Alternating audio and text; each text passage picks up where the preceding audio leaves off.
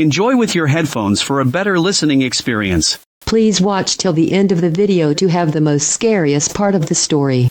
What crazy and weird stories do you need to tell? Episode 3. Not a super crazy story, but one I have wanted to tell. When I was 20, my friend asked if my band wanted to play at this arts festival his mom was organizing in Pilsen. We agreed and were pumped to do it. Our band was really more of us just messing around in the basement and having fun. We never had dreams of making big at anything and were never really that good. We had only done a few shows before this and all of them went badly, so we were hoping this one would be better. The day of the show we get there to start setting up and we ask where the stage was. My friend's mom tells me that because it was raining they were going to have us play inside the gym where they had all the artists set up with their booths. I told her, I don't think that's a good idea, it's going to be really loud. She insisted that it would be fine and not to worry, so I said, alright, and we started setting up. We play one song, and his mom comes up to us after and is like, yeah, I don't think this is going to work, let's just wait for the rain to die down. We of course thought it was hilarious because we warned them that we were going to be loud. It felt a bit punk rock too, getting kicked off the stage because we were too loud, so we weren't mad or anything. Here is a video of that my dad shot which I found recently. About 3 years ago I had a run-in with a random guy who wanted to hijack my vehicle. On Thursday nights I typically go and hang out with my friends, and we play Magic, the Gathering, and watch videos together, and I usually end up coming home around 2 to 3 a.m. in the morning. I live next to the University of Notre Dame in northern Indiana, and there is crime in the metropolis that borders the university, but on the whole crime isn't anything especially present in your mind when you're close to the campus. This all occurred in July. I drove up to a stoplight and I noticed out of the corner of my that the dark old Ford Explorer next to me was rocking back and forth as though someone in the vehicle was headbanging to music or something. I didn't think anything of it, but both my Jeep Cherokee and the old Explorer were the only two vehicles on the road. When the light turned green, the guy spun out to get in front of me and then instantly slammed on his brakes. We both came to a complete stop, and nothing happened for a full 15 seconds as I wasn't sure what this guy's intentions were.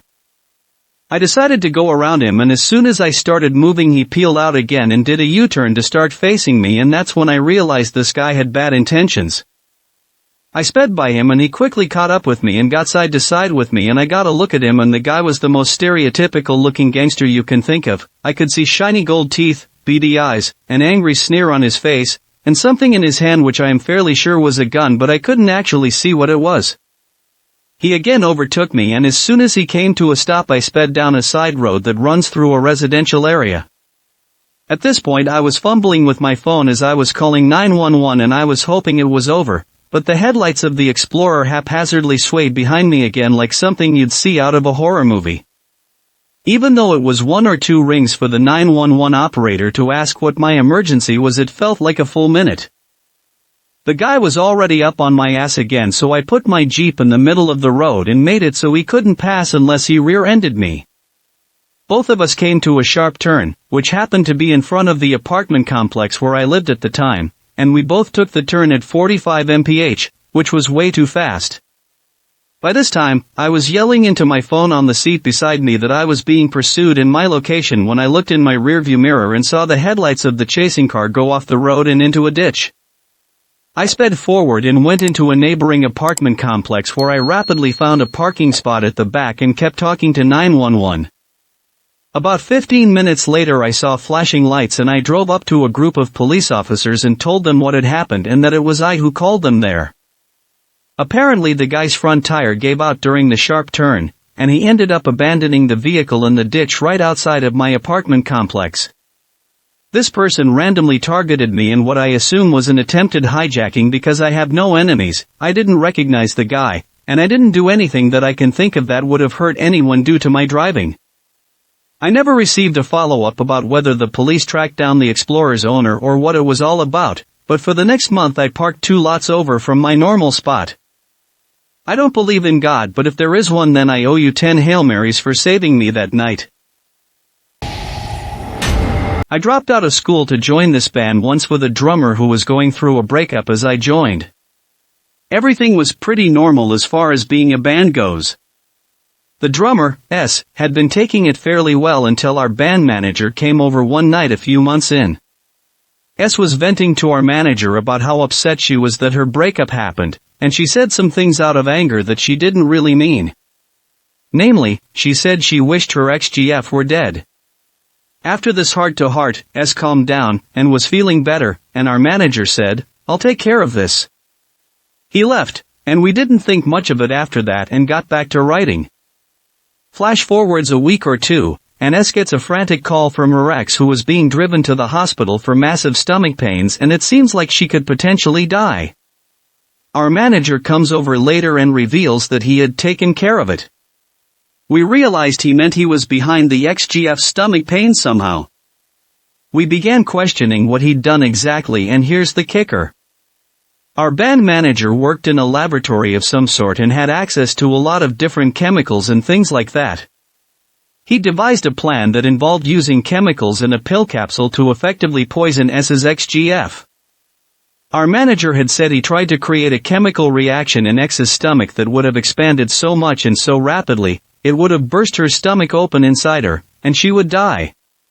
So, he invites ex-GF over to hang out, and she accepts. They chit-chat and whatnot, and eventually ex-GF says she has a headache. He says, "I have some Tylenol, let me go get that for you." He brings his concoction to her, and though she notices it doesn't look like a pain medication she'd seen before, she takes it anyway. He thinks he's done it. The problem is, he didn't give her enough of whatever he gave her to actually complete his plan. Ex-GF goes to the hospital, and though she is wildly uncomfortable for a few days, she winds up being okay. Needless to say, we quickly fired him and cut contact after that. So that's the story of the most metal thing that ever happened in my life. One time when I was 18 or so, I was having a normal night smoking some weed on my balcony. It's like midnight and I live in a pretty safe neighborhood, so I figure I'll go outside for a walk before calling it night. I brought my backpack/camera bag as I usually did at that point in my life. Well, I get to an intersection and this super loud lowered Chevy Silverado pulls up and starts revving the engine. Instinctively I started taking pictures and they started doing a burnout. It was pretty. The guy in the passenger seat motions me over into the road and I figure he just wants to see the pictures or say what's up, but the light turns green as soon as I get there, so he yells, "Jump in the truck, nut."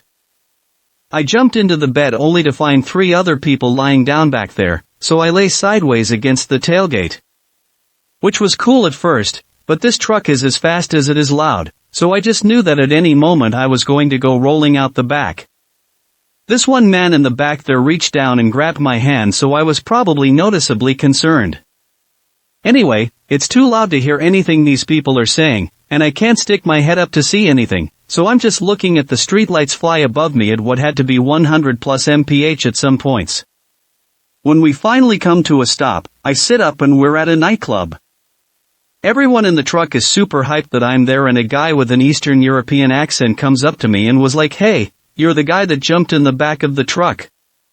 You're crazy, man." The other 6 people we're with all have accents I've never heard before but explained that they're all from Newfoundland and live in Louisiana now for whatever reason. Unfortunately, I left my wallet at home, so I don't have any money or my ID. I wasn't really expecting to end up at a nightclub after all. So, I just hope in line to get in with all these guys and the Eastern European guy turns around and passes me an ID. This is some 40-year-old partially balding man and we just happened to come in a similar shade of brown, but it worked well enough to get me in.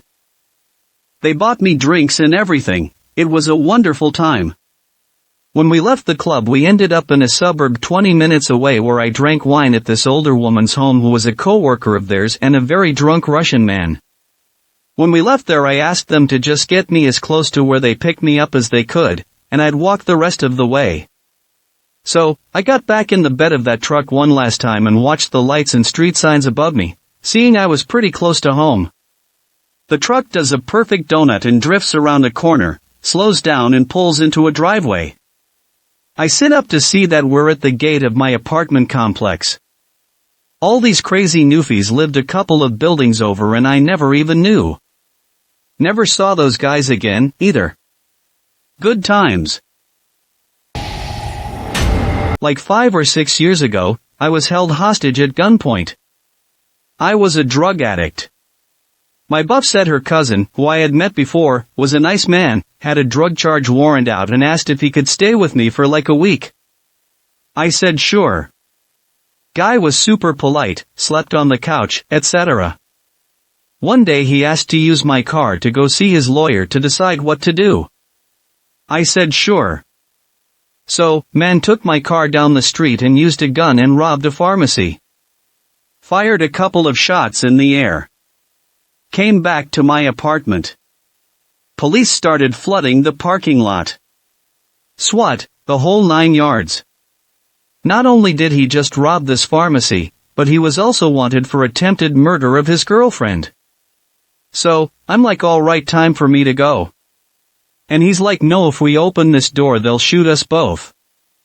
So long story short, I got held hostage at gunpoint for hours.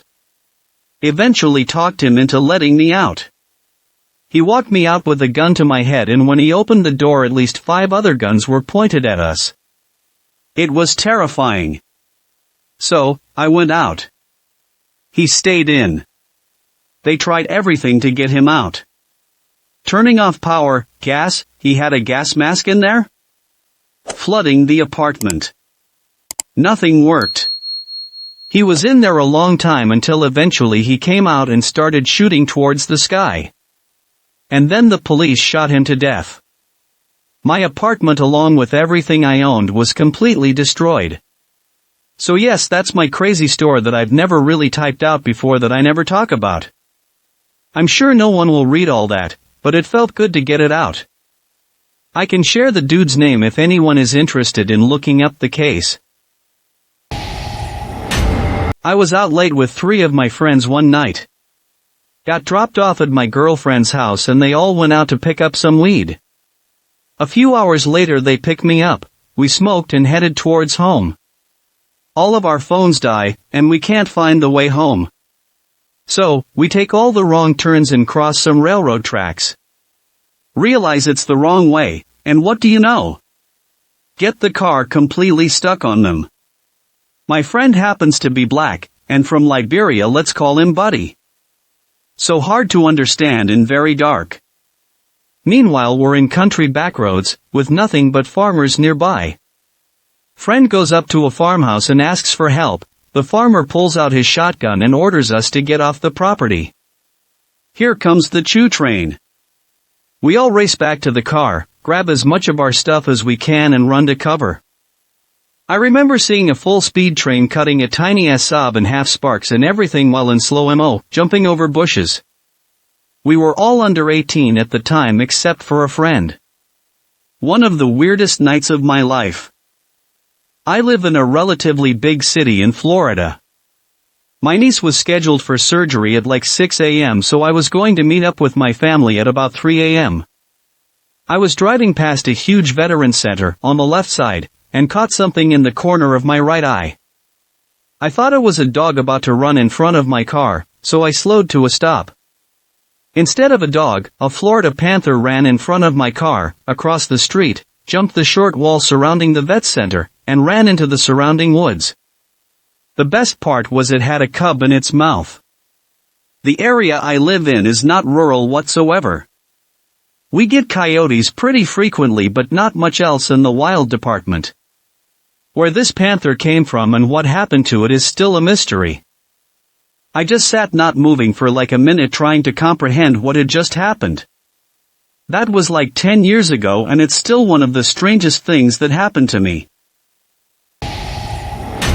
Last year I drove to Las Vegas with the intention of working at a music festival, then parking my car at a friend's house, and flying to Oakland after.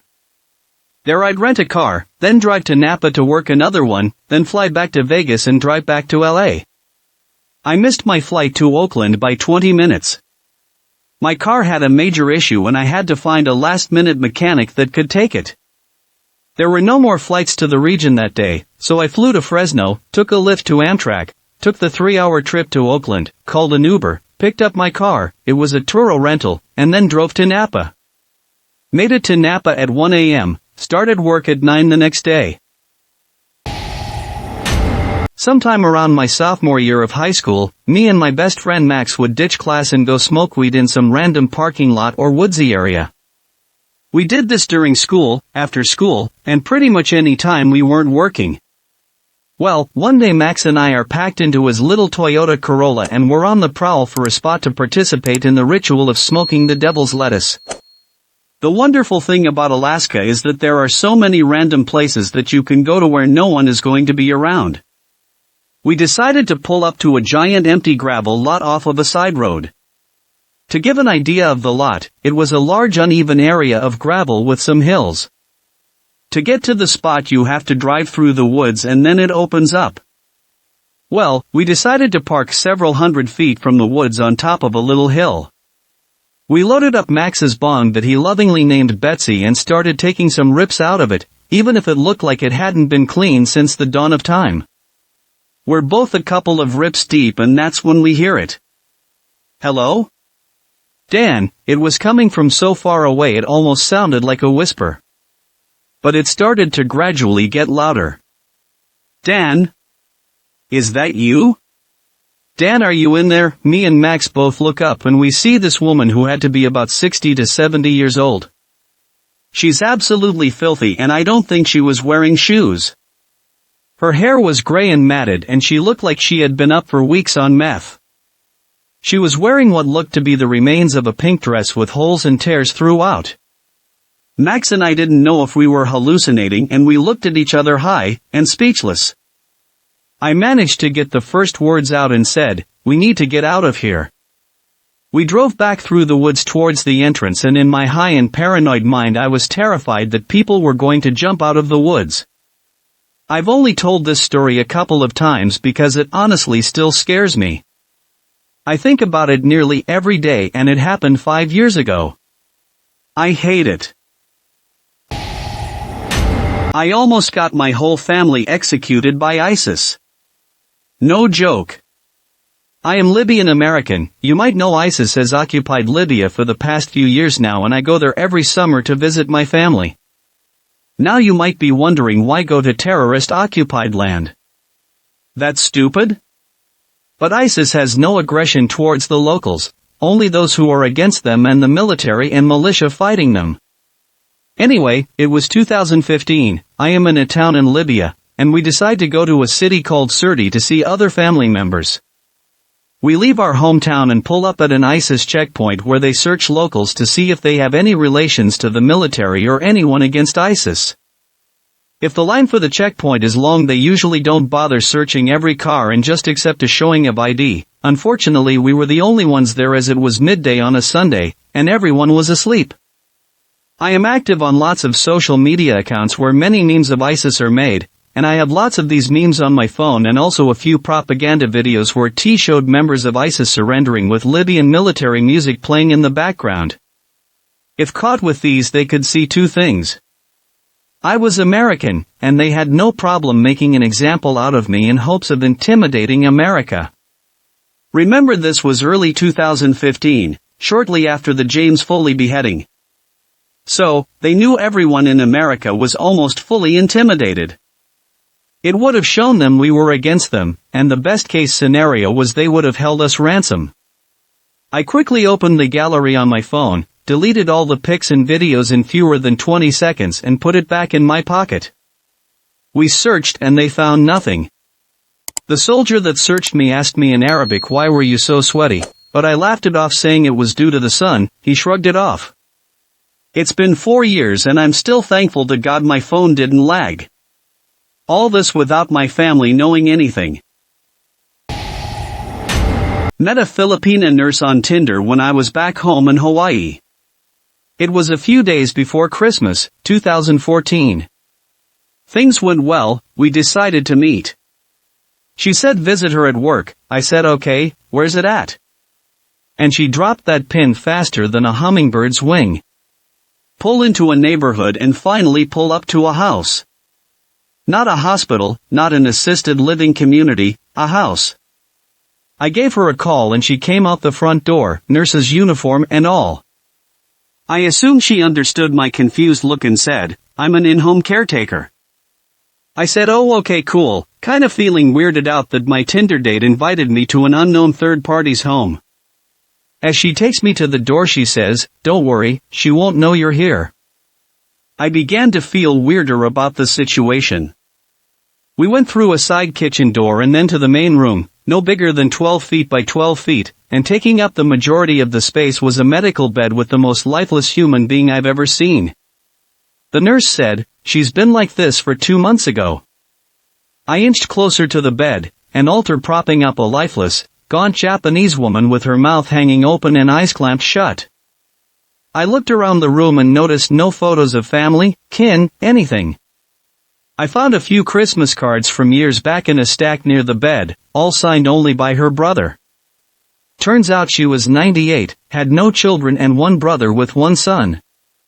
She never had any visitors. I felt bad. The nurse grabbed my hand and took me to a small back room with a child-sized twin bed loaded with clothes. She then began moving the piles off the mattress and sat down and motioned for me to sit next to her. Nature happened. We went back out to the main room and flipped in an NHL game. I was arm's reach away from this woman. The nurse was feeling randy and started playing with things. My pants got tight and eventually came off. My eyes drifted from the action up towards the closest face to death I had ever seen. I gazed upward and tried to think of anything besides what a scoundrel I felt like. The next summer I remembered the old woman's name and Googled her to see if she had an obituary. Turns out she died 2 days after the day I saw her. Late 2017 I read a story here on Reddit of some girl who tripped on LSD every weekend for 10 months straight. A couple of months later I had my first few trips. At some point in December, I got a hold of a whole sheet and decided to gain an advantage over her by tripping for an entire year. And 2018 was that year. Every weekend and then some. I kept a record of it. 72 acid trips and 26 microdoses. Average trip dose of 168 UG. Max of 480 UG. Total of 12.5 milligrams of LSD consumed. 10% of the entire year was spent on various levels of psychedelia. What did this do?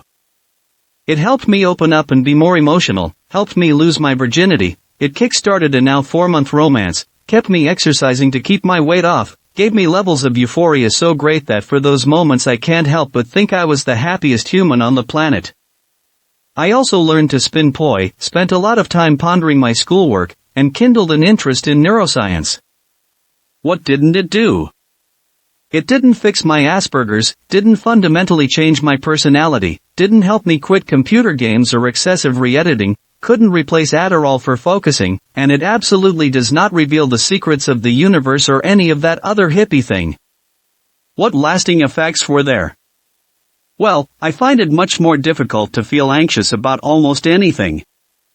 Social situations aren't nerve-wracking, and I no longer find myself constantly worried about unlikely disasters or scenarios. Except for heights. I still have an intense phobia of heights. I've also developed a distaste for evil things. Cards Against Humanity isn't as fun anymore, and find it more difficult than ever to be deceitful or dishonest. I've also gained the ability to lightly trip at will when sober. If I stare at things for long enough, then the visual effects normally experienced when tripping begin to reappear. They're nowhere near as intense, the headspace doesn't come with, and they abate as soon as I shift focus to something else. It's been over 2 weeks since my last trip, and a month since the last real one. I feel as normal as ever, for better or worse. I was once at an outdoor house party in a big African city. I was hanging out right at the back of the garden, sitting on a log talking to a guy that I liked. I see my housemate and another guy, Bob, I know, come towards us with 2 big older men I didn't know. The one that I remember was wearing a black leather jacket, slicked back hair and had a rough thick East European accent. I thought they were Russian mafia. We go up to say hi and the big guy takes out a phone and dumps what looks like 2 to 3 gr of white powder on it and cuts off huge lines for everyone.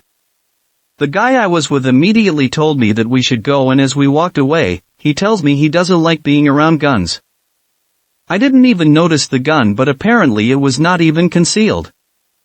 Next day I asked my housemate how his night was. He told me it was crazy, and that big guy was trying to teach him how to disarm a loaded gun off someone. He was teaching him this by pointing a loaded gun at my housemate and telling him to forcefully take it off him. While they were high on God knows what, my housemate had no idea what he snorted, but he didn't think it was coke. Needless to say, I was quite glad my housemate didn't accident get his face blown off. Next time I saw Bob, I asked him who those big Eastern European guys were and if I was right that they were Russian mafia. Turns out the main guy was from a 90s war-torn Eastern European country, ran a private security company and worked for Interpol, which was why he often recklessly brandished his gun in public with impunity. When I was about 12 years old, I had the chore of going out to our barn to feed the dogs that had a kennel there. On my way back to the house, I heard a low hum in the sky. I looked up and seen a perfect cube with flashing orange lights all over it flying by at what I would guess to be about 300 feet off the ground and traveling at about 30 miles per hour. I watched as it hovered over our property, in a non-tumbling path, just smooth like dice gliding across the sky. I decided to run as fast as I could to the house so maybe my dad could get to see it, trying to keep my eyes on it at all times. I got really excited because it came to a full stop in the sky just before I got to the porch. But then it shot up into the sky at a completely incomprehensive speed. It went from there to gone in a split second, straight up. To this day, 22 years later, I have no idea what I saw that night and I think about it constantly. I have considered it being a dream that I remember as reality, but even my dad remembers to this day that night I came into the house completely hysterically telling him about this. When I was 13 I had just been hard dumped by my first girlfriend and was experiencing my first taste of heartbreak. Both of us had bonded over our parents divorcing and we had become super close. About a month later my mom sat me down and told me that she was seeing someone, and I knew who they were. I was so excited cause I thought it may have been my best friend's dad who had also recently gotten divorced. But after guessing a few names she told me that yes, you guessed it, she was dating this girl's dad. She had met him coincidentally at a neighborhood get-together and things were getting serious. I was like, that's great, supportive fake smile. It's now 10 years later and this girl sleeps down the hall from me. You both live with our parents. It's a successful conclusion because I consider her my closest friend. But I can't help but feel like I've been placed in the most permanent and unrelenting friend zone that's ever existed. Sometimes we laugh about it all. Oh yeah, except for the part where I lost my V-card to her on a family trip to the Dominican a few years later. We don't talk about that much. About 10 years ago I was with my dad in Charlotte while my mom was in the hospital down there. Well, he had been there for a few days and ran out of clean clothes. So, he asked me to take him to get him some clothes. We finally found a place and we stopped and went in. Now at this point I hadn't really been paying attention to my surroundings, but eventually I started to realize a few things. There was rap music playing over the speakers and the clothing was FUBU and whatnot. It's at this point I realized that we're in a black clothing store. My dad still has no clue what's going on or where he's at. So, he's asking employees there if this or that would look good on him and trying stuff on. Just to give you a mental picture of my dad, he was about 6 feet 3 inches 230 pounds, white guy from TN with a country accent. So, he finally gets his clothes and pays for them and wears them out. As we were walking out the door I could see the puzzled look on his face, and I think it was at this point he realized what had happened. So, we're walking back to the car, and he asked me, son, did we just come out of a black clothing store? And I said, well Dad, one of us is dressed like a white guy and the other is dressed like he's about to drop a new album. He doesn't talk for like 30 seconds and finally he says, I'm dropping an album, aren't I? I laughed so hard I cried. He wore those clothes regularly till he passed away a few years later. In the 80s, my family and I lived in this small town on US side that bordered Mexico. We weren't rich, but we owned a retail store, like Target, that was a hub for shopping, and we were considered well off by small town standards. We were also one of very few Asians in a town of mostly Mexican and white residents.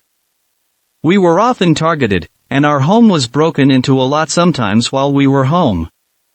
We installed an alarm, but it didn't really deter people. One early morning, when I was 6, I woke up to my dad talking to someone in the backyard. When I looked out the window, I saw my dad, barefoot, wearing a white tank and in his Titan whites. There was a man probably in his early 20s attempting to push our lawnmower out of our back door. My dad asked, "What are you doing?" The man calmly replied, "I'm taking your lawnmower to my cousin's house." My dad is 5 feet 8 inches and a third-degree black belt in judo. He grabbed the man and flipped him around in the air, and as the man fell belly first on grass, my dad grabbed some telephone wire, our backyard had some junk in it, and hogtied him. No one in kindergarten that day believed me when I told them what had happened. I met a girl on AIM back in the day, and through a long and involved series of events over the course of about 2 years for the initial developments and 20 years for all of the stories to resolve, we started dating. I introduced her to my friends and we started hanging out at her place to watch movies in the basement before going to the only all-ages rave in the area at the time, mid-90s. She started to sleep around and we broke up but continued hanging out, one of the guys she was hooking up with moved into her basement, so he started coming along with us to the raves. We played Vampire, the Masquerade at my dad's office. Then somebody broke into the house of the owner of the club that was hosting the raves and robbed him, then murdered him. Soon after, my dad's office was robbed. One of my best friends was accused of the former robbery and murder and taken from his home in a massive SWAT raid, and held in prison awaiting arraignment indefinitely because the only evidence was that he went to parties at the guy's club and hung out with him now and then, and that someone had accused him of the murder on an online message board. Eventually, the guy who had moved into my ex's basement was caught in a stolen car with a bunch of stolen stuff from my dad's office, and fingerprints from these items connected him directly to the murder. It's likely he was the one who had made the online accusation, to throw anyone off of his trail.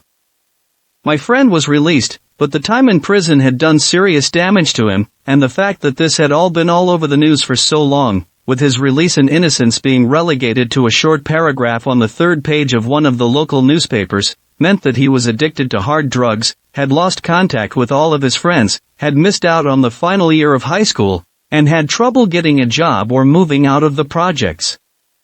The killer is serving life with no parole. The murder was brutal. As I understand it, he was there with 2 other guys he'd convinced to come along, promising them easy money and a lot of it. When the homeowner turned out to be there, the other 2 wanted to bail, but he decided to capture the guy and torture him to try and get more money. He injected a bunch of different chemicals into the guy, like Windex and bleach and drain cleaner, and forced him to give up his ATM pin, etc. My friend who was falsely accused died of a drug overdose last year. Everyone else has moved on, and I'm fairly sure they rarely think about it all. The girl who was at the center of it all is the only one I haven't had any contact with. The last anyone I know heard from her, she was waiting tables at a barbecue restaurant, but I think she eventually became a missionary. She actually met the killer at a church. She and her family were always incredibly involved in church stuff, and he had a system that he told me about, much later, where he would go to churches to pick up inexperienced girls because he said they were easier. Seriously, hate that guy. I feel really guilty about it all, but I can't even really quantify why I do. I just feel like, in a way, my pursuit of this girl, partying, and my extreme naivete led to 2 deaths. But it is all a little crazy. Basically, the death of the club owner really hit the local electronic music community hard, and it was a thriving scene before that. Ugh. Anyway, for the most part, it was long ago. This one is a long, complex story, but it doesn't matter what the main point is. During an internship for can't name which for obvious reasons, cabinet for a corrupted country, all my supervisors, political figures, were either sick or on vacation.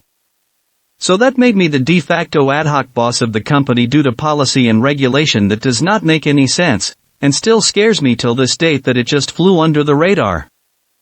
Now being an ad hoc CEO doesn't sound so bad, you just let your employees do the job. But being a ad hoc leader of a corrupted country for a week now, that is as funny as it is crazy. Nobody took it seriously, thank God, and they just called me Mr. President for a week to tease me, plus none of the things I said or did was binding in any way, for obvious reasons, and some ministers were in with the joke, so they just popped up out of nowhere to discuss a crisis I knew nothing about, due to the fact that there wasn't a crisis, and they just wanted to see me sweat bullets, and wing of it. In the end, when my boss came back from her vacation, she laughed her ass off, because she was not aware of any of this, and if she knew, she would have made a campaign out of it with the slogan, "If he can do it, why don't you think we can?" Best week of my life. When I was a teenager, my friends and I used to smoke weed in some bus stop outside of an apartment building by my house. There was some cranky man that always came out and yelled at us, rightfully so, now that I think of it, but we always argued with him and eventually he would leave. One night my friend and I went up there around 2 a.m. to smoke some weed, and we were smoking a bong when all of the sudden man showed up, but this time he was really drunk. He told us he was going to teach us a lesson, and he pulled a knife out and then took our bong. We weren't going to argue with him, but then he told us that we had to go up to his apartment with him and smoke with him. Guy had a knife, so we didn't want to say no. We went up to his apartment, opened the door, and his roommate was there in a recliner seat beating off to Hannah Montana. That was weird. I'll never forget the smell. So, the guy yells, "I'm having company, put that stuff away," and then closes the door and says, "Don't worry, the smell will go away soon." This is already a nightmare, but we ended up sitting down with this guy for a solid hour trying to figure out how to leave. He insisted that we smoked his weed and drank his beer. So, we did. Eventually he took his shirt off and started telling us to box him in his living room. We both said no, but then he went to swing at my friend, and when we saw how weak his punch was, we realized that as long as he didn't have the knife, we were okay to leave. There's no way he could have overpowered us. So, he got up to go get some more weed and we got out of there. My friend and I swore to each other that we'd never talk about that night again, but here I am. Alright, this was around 2010, I think. I lived on a street near a beach where there had been a few interesting incidents over the years: rival school street fights, people stealing our letterbox, for dudes running down the street at 2 a.m. naked yelling "tits out for the boys," but this one takes the cake.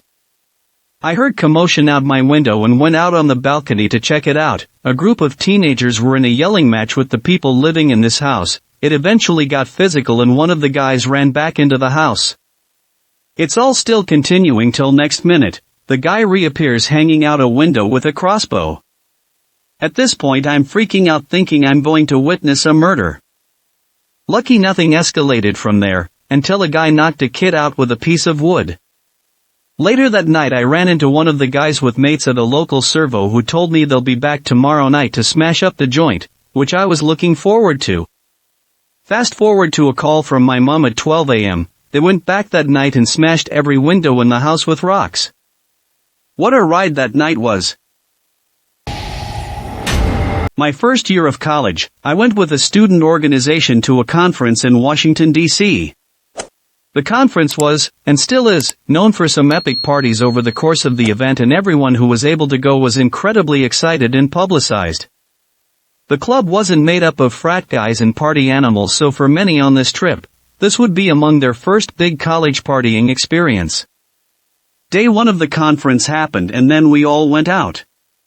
Some other chapters of the organization held events, read, keggers, throughout the weekend, and the night started there. The upper-class students were the only chaperones of sorts on this trip, and to their credit, they were actually fairly responsible people and tried their best to keep 24 or so nerds from calamity. Everyone was fine as we left one hotel party and went to another, and eventually out to a series of bars. We were all in various stages of drinking, but one guy went overboard. It was definitely a case of him being a relatively novice drinker. At this point in the evening, the group had splintered off amongst a few bars and late-night restaurants clustered together in what was some of the best nightlife DC had to offer, probably. On this block there were entrances to bars on the street level and maybe 6 steps below, at the garden level, or a convenience store and next to it a tattoo parlor. As I'm leaving the one bar, I hear a commotion and yelling and see the guy who went overboard being chased up the stairs by an incredibly angry and very gigantic, tattooed guy. Turns out, he had asked the owner of the tattoo shop if he could use the bathroom, and when he was refused, decided to take a leak on the steps leading down to his tattoo parlor. One of the more responsible upper-class students guys thankfully collected drunk guy, put him in a cab and sent him back to the hotel after trying to smooth things over with the still incredibly angry and still very gigantic tattoo shop owner. I watched Doctor Strange at the cinema once. Some kids were in the row in front of me. I was 17 at the time. They were probably about 16. One of them punched a girl in the face, which prompted me to verbally abuse him. He gets out of his row, and we meet on the steps. I got in his face and smashed his phone and told him to leave. Anyway, he comes back about 10 minutes later with 10 plus more guys. They block the exits, one of them has a knife. They were looking for me and the cinema was fairly empty. I thought I was going to die, to be honest. There was a black man behind me, a massive guy, who stuck up for me. As well as a white couple who said they were being pricks and needed to leave. They said they were going to wait outside for me and my friend had to put our hoods up and escape undetected. Never seen me run to get a tram so fast. Genuinely accepted I was going to get stabbed that day. Pretty wholesome, so I'm going to try and tell it like it happened. Started working as a delivery driver at Domino's on my college campus recently. Got a delivery of 3 large pizzas and 3 of cheesy bread at 10:30 p.m. with the special instructions, just say it's for, name, from Dad, happy birthday. I get to the apartment, knock, and a girl answers the door and the smell of blunts is right there with her. She's startled and goes, we didn't order pizza, so I tell her the deal and she opened the door the rest of the way, revealing 10 other people, equally as cooked as the pizzas, who absolutely lose their minds because surprise. To pizza. $12 tip, Dad probably oblivious to what he had accomplished, overall wonderful experience. 5 years ago, I was in San Francisco on tour with a band. We're from Ohio. We ended up running into a semi-famous musician in the park doing an impromptu show, and soon a small crowd gathered. The musician invites a guy to play a song with him, and while they were singing I thought, shit, this guy is going to want some pictures of this happening, so I took some photos. But in the crowd I lost him before I could get his name or number to send him the photos. Bummer. 3 months later, I'm back in Ohio, arriving at a house show we were going to play with an out-of-town band. I walk in, and there he is, the guy from the park on the other side of the country, the guy I had photos of singing with a famous musician. Turns out he was the singer of the band opening for us, all the way from San Francisco. I got his number, and he has his pictures now. Basically, this is the story of my experiences from when I was around 12 to 13 up until now. I used to live in a nice green 2-story house, in a family of 5.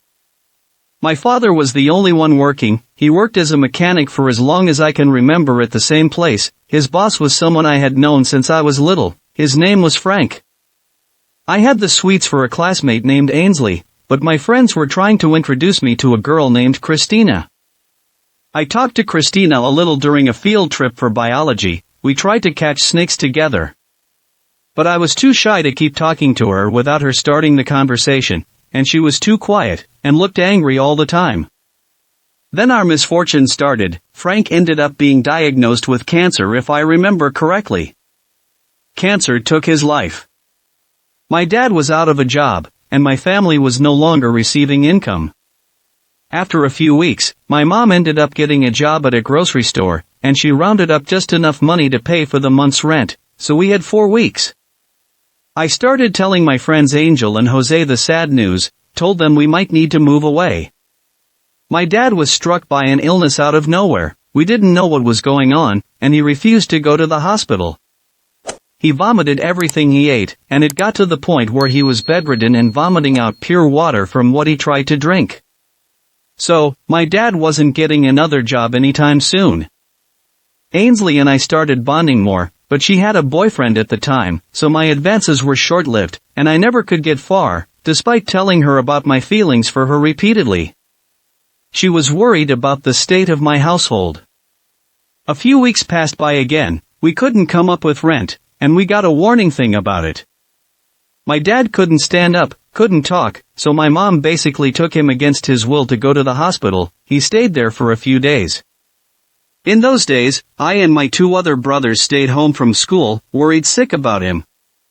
Turned out, he had diabetes, and went weeks without insulin, nor any food. He was lucky to survive as long as he did, and the doctor predicted one more day and he would have died.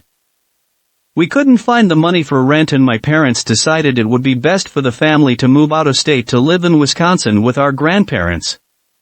Rent would be cheaper, so my mom would have an easier time providing for us, and my grandpa had diabetes so it would make it easier for my dad to cope with his new disability. Despite this being the second time, he was saved from nearly dying by a hospital. First time was something in his kidneys was going to rupture or something like that. I don't remember what was going on. My father still hated going to see any medical professional. I made new friends in Wisconsin, and I tried to keep up with my old friends, but it was to no avail. I just couldn't keep in touch that well, and I ended up leaving them behind. Ainsley was still always in the back of my mind though. My first goal in Wisconsin was to make better communications with my grandparents. This was the first time I ever met them, so it was only natural. Even though at the time I was agnostic, I was the only one in my family to attend church with them, and with that, I signed up for a youth group. In my youth group, I became friends with a furry. He weirded me out, but he and I mostly bonded over Undertale, which recently came out. I tried to avoid him when he started talking about his stories and all that. I don't remember his name anymore, sadly enough. But it did introduce me to a sliver of the fandom, and, at the same time, taught me how I should avoid fandoms. But that's not the point. In Wisconsin, we had a breather, my dad started even making money again, and my older brother was being homeschooled through an online school and learning tad bits about cars from my dad and grandpa. In my intermediate school, a merged middle and high school, I started taking music classes to pass the time. Things weren't always good though. My dad and grandpa got into arguments a lot, and my grandpa and older brother got in a few fights about the computer and how much time my older brother should be on it. My dad was getting sicker and sicker of needing to walk on eggshells all the time and frequently complained about wanting his own house again. The only thing that continued going well for me was my bond with my grandma, and my guitar and flute practices.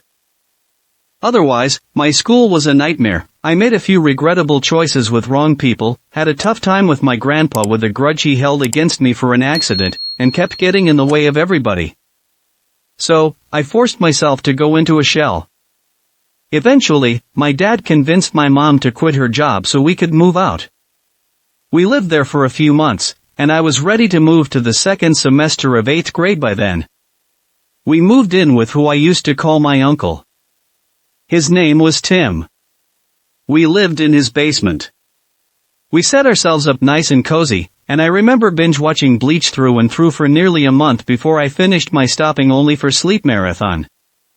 I never was enrolled in school again while we stayed there, so I had plenty of time, but at the same time I wasn't welcome in the living room for too long. It was always outside or in the basement.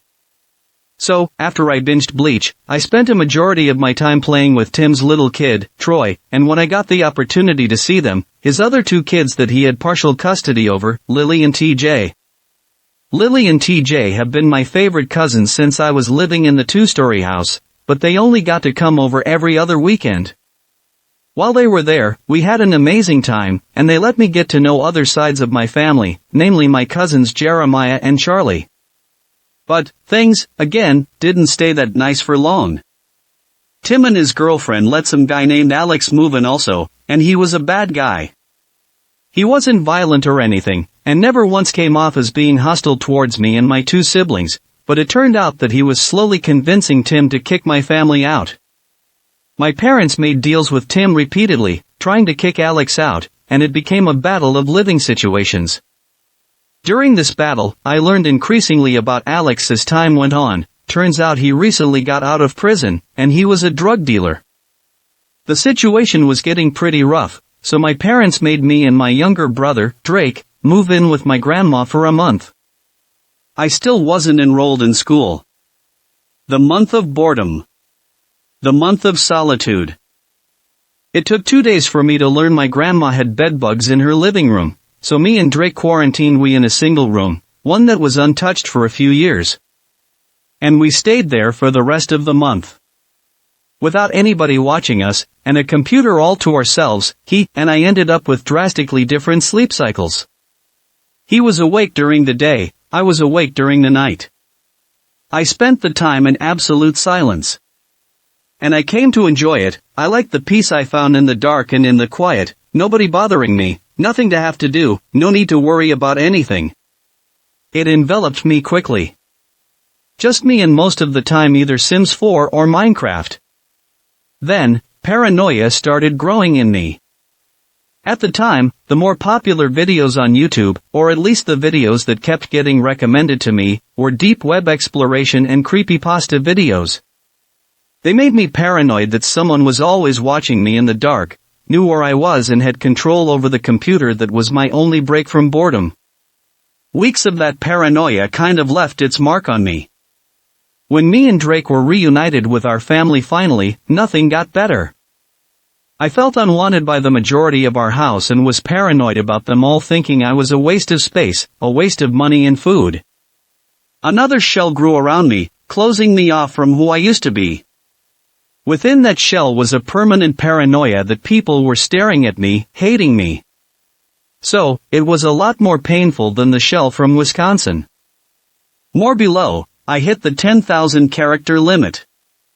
I didn't know there was a limit until now. My parents were nearly kicked out plenty of times while me and my brother were gone. And, then things got worse. When I got back, I found out Tim had bedbugs in his living room. His girlfriend questioned me about it, and I said that my grandma had bedbugs. That was a horrible thing to say. It was the tipping point. My family had to move out within a month or two. We had to save up money to try and get on our own feet again. Then, a few days later, a flood hit. Our entire basement was destroyed. I remember waking up in the middle of the night in water. We had to rush out before the water reached the electrical outlets and zapped us. We barely managed to save our valuables. But we had nowhere to sleep. Tim wouldn't let us sleep upstairs, we had no home. Me telling the truth broke trust, and the flood finished us.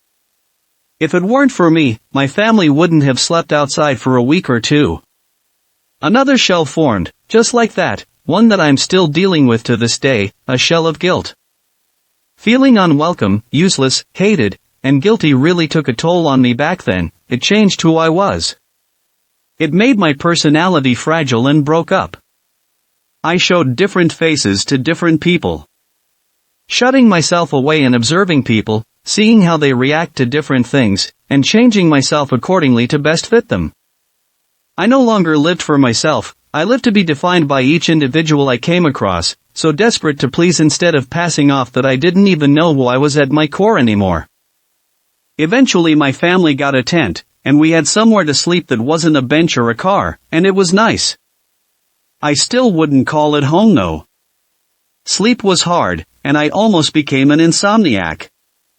My mom scrounged up enough for us to move into a smut motel, but the place smelled like ass, and our neighbor was a prostitute. I was ashamed to live there. I finally got re-enrolled into school, and I missed my entire 8th grade. I was in high school and already halfway into the first semester. Over a year later. I had one set of clothes to wear, a white button-up shirt, and dress pants, and I had to wash them daily in a shower. While we were in the motel, I learned of an exploit I could pull off for free Wi-Fi free.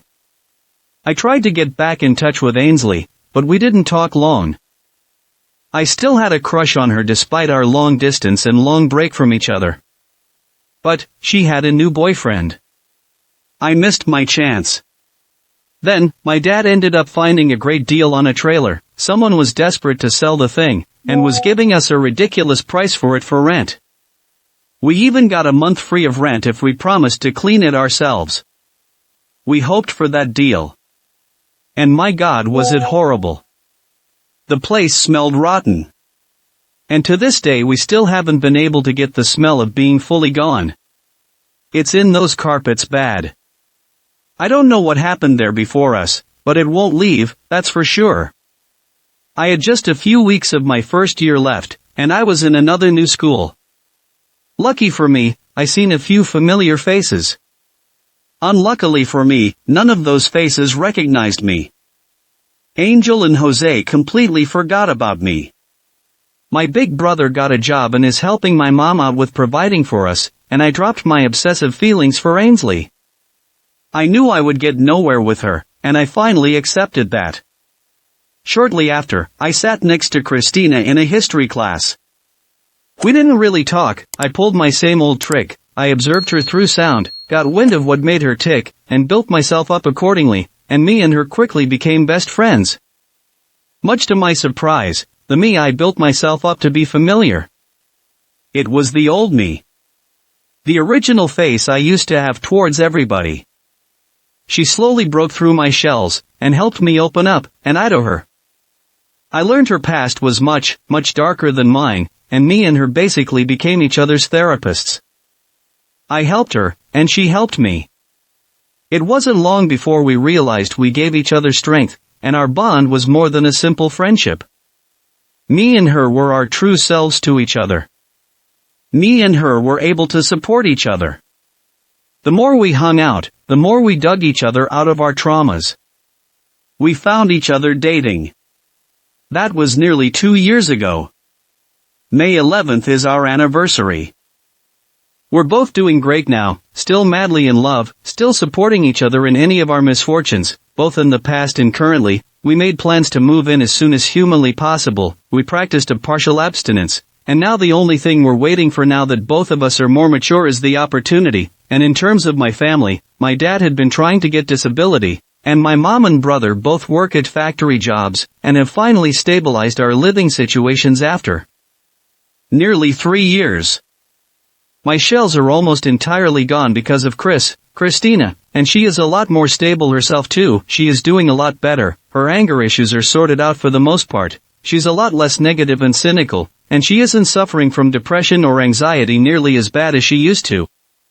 Both of us sparked a light in each other, and despite all the hell I went through, because of her, I feel like the luckiest man in the world.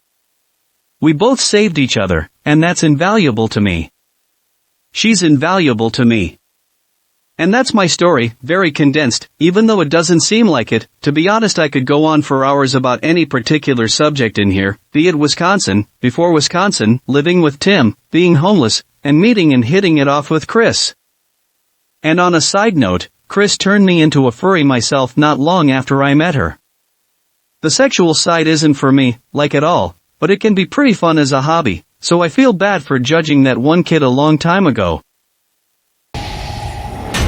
Okay, so this happened at my first ever music festival the year I graduated high school.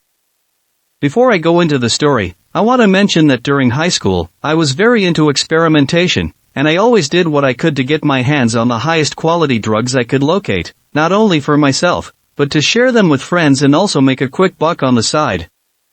It was never about taking advantage of people for money, I might add, and it was only ever about sharing the love, so to speak.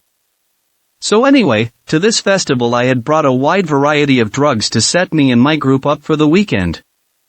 I had with me a gram of 2CB, a vial of LSD, a gram of DMT, some spare Percocets, and about half an ounce of weed.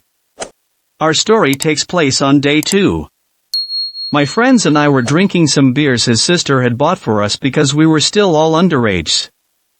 I don't drink much, but I had a beer or two just because we were kicking it, hanging out, and waiting for the right time of day to embark on our journey to the venue. And boy, what a journey it was. My plans for the day were to pack a little care package of an assorted number of drugs into a Band-Aid box I had with me and to then hide that in my camelback and take them into the venue with me so I could sell some stuff to those poor sober souls in need. In the box was a healthy amount of the drugs mentioned prior, all capsuled up and ready to go, including some pre-rolled joints as well. However, the only thing that wasn't dosed out was the LSD I had. I didn't want to take the whole violin with me, so I went into the tent and began dropping doses into Sour Patch Kids and putting them in a baggie together. Well, those 2 beers I was talking about before made me a little clumsier than usual, and in the midst of dosing these gummies, I spilled a puddle of the liquid onto my hand. Oh no, what am I going to do? I thought to myself. The stories I had read of all those before me who had had accidents involving liquid LSD ran through my mind. I was ignorant enough at the time to think my skin was going to absorb it anyway, so I said screw it, I'm not going to waste this good LSD, and I slurped the puddle up from my hand. I finished dosing out some more gummies, put them in the baggie, and put the baggie in the Band-Aid box and closed it up. Are you ready to go? I heard my friends call from outside the tent. Yeah, 1 SEC, I responded. I took the Band-Aid box and I put it in the pocket of my jacket, and I rolled up my jacket and put it in my camelback. I exited the tent and conveyed to my friends what had just happened. They laughed it off and said don't worry, we'll take care of you if anything goes wrong. So, we begin the mile-ish walk to the gate and I am starting to come up, hard. The line to get inside the venue is exceptionally long and moving terribly slow. I got separated from 2 of my friends in the line but luckily from another one of my friends and we are both getting extremely nervous at the approaching security check. They're checking everything. Dumping out water from camelbacks and taking people's backpacks apart. Then, finally, we are next to get checked. By this point I am tripping balls. I had sunglasses on so the man luckily couldn't see how big my pupils are, but he could definitely see how weird I was acting. He does the routine check, checks my water bag, etc. And I think we're going to make it through with no trouble, but then he reached into my backpack and pulls out my jacket. Oh no. I'm going to have to check this if that's alright, he says to me. Yeah, okay dude, sure. Just letting you know, there might be a pack of old Band-Aid in there that is left over from yesterday, I say trying to hopefully mitigate the storm I am now anticipating coming. He unrolls my jacket and then he feels something in the pockets. He reaches into the pocket and pulls out a granola bar. My friends couldn't help but turn to each other, perplexed, and trying to hold our stuff together. I'm going to need you to open this for me, the security guy says. At this point I am struggling to prevent myself from wigging out and I rip the bar open, take a half-assed bite out of it, and without even chewing, the bar still in my mouth I say, are we good to go? Yeah man, you're all good. We bolt through the entrance and meet up with our friends, let out a huge sigh of relief, and continue to crack it up. I didn't even know I had a granola bar in my other pocket. We all made it safely through security, including the drugs, and an enjoyable time was had by all. Phew. A guy I knew got a huge inheritance when an uncle he didn't know particularly well died. The guy is not the brightest of God's children, i.e., not someone that would use it to buy something useful, invest it or put it in a savings account. Instead, he goes to South America, the guy is Swedish by the way, and parties like there's no tomorrow. He spends an insane amount of money every night in clubs on alcohol and coke. He catches the attention of a former Miss Guatemala, and they start going out. He takes her on helicopter trips and yacht cruises and whatnot. After a few weeks they decide to get married, and to live in Sweden together. So, vacation's over, and he brings her back to Sweden. The thing is, she thinks he's this rich successful guy, when in fact he lives in a small apartment with his roommate and doesn't have a dollar to his name except for the last remainder of the inheritance, which is down to the last $2,000 or so. She flips when she finds out the guy is not what she expected and jumps on the next flight back to South America, don't remember which country. Heartbroken, he decides to go after her and find her, so he spends the rest of the inheritance on a flight ticket and rents an apartment. Since he's broke, He gets a job teaching English to make a living while searching for his lost love. That's the last thing I heard. Sorry I can't tell you how the story ends. About 10 years ago I moved to Washington State as a newlywed, now divorced. And my first friend was a neighbor whose apartment backed to mine. They had a yard and dogs, and being an animal lover, I took to them right away. After realizing that the wife was in over her head with 2 kids and 2 big dogs, a Rottweiler named Coda and a black lab named Dexter, I offered my training services. I loved those dogs. Especially Coda, he was such a big dooley love bug. I trained him to do all sorts of things including playing dead when someone shot at him with a finger gun and said bang, ut. Fast forward a few years and the dog's owners are getting divorced. They split the dogs. Dexter stays with the wife, and they move to Michigan. Coda stays with the husband, and he moves to Virginia. I was heartbroken having to say goodbye, but that is life. Meanwhile I'm starting to play League of Legends and it's slowly consuming my soul. I play every day and end up making some fairly good friends as you do when you play a lot of games with the same people. One of them is a guy who lives in Connecticut. Maybe a year after the dogs leave I'm talking to one of my online friends about where we are from. I tell him where I'm living, and he says, "Oh cool. My high school friend just adopted a dog from there.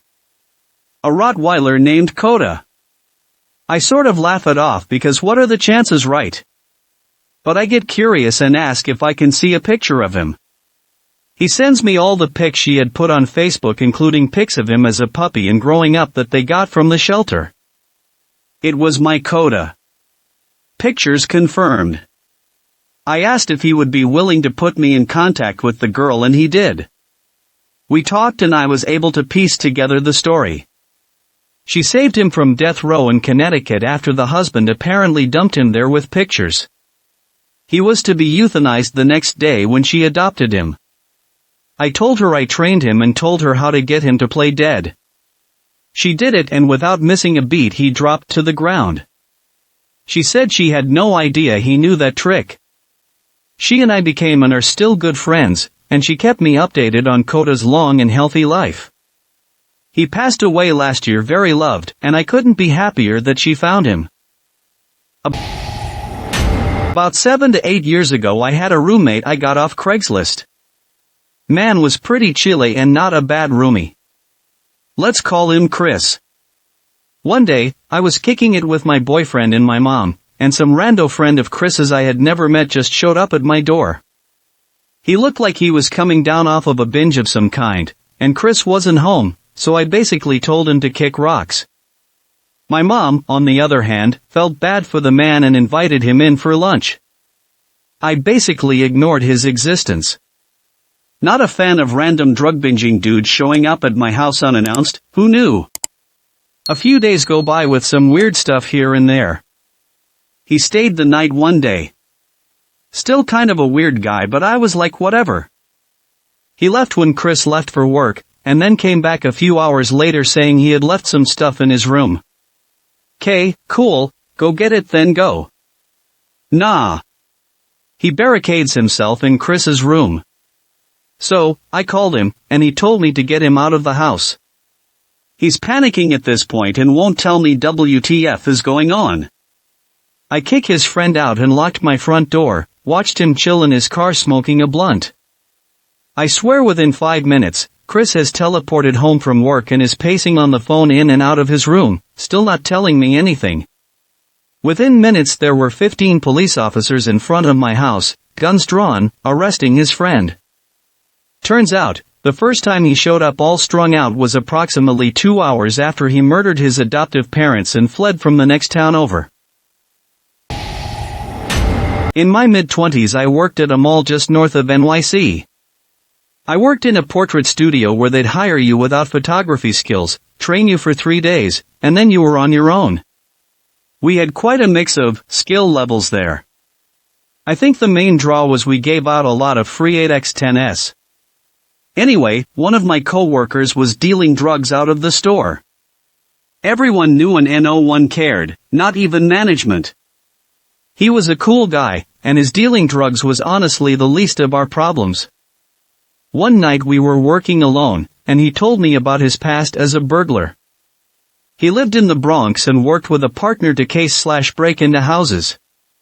He claimed he broke into the house of a mafia guy and since that time had been employed as a bouncer by the mob to pay back his debt. His story was longer and more detailed, but I definitely took it with a grain of salt. One day, I arrived at the store, and no one was minding the register, and the store was empty. I walked straight back to the stockroom/darkroom to put away my coat and purse, and there was my supervisor and the dealer, casually talking in the corner. Supervisor: so, how much is this going to cost? Dealer: a couple $100 at least. Supervisor: cool. I just want an arm or a leg broken. Me: hey, guys, what's going on? Supervisor: oh, my sister-in-law stole money from me and he's going to take care of it. As soon as they left for the day, I called the corporation and left a detailed message. I was so scared to do it because I didn't know what my co-workers would do to me, and I also felt what happened sounded so insane that no one would believe me.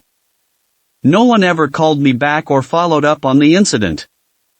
I immediately found a better job and quit the studio. Thanks for watching. Please comment, like, share and subscribe. The Internet Surfer on YouTube for more horror and scary stories.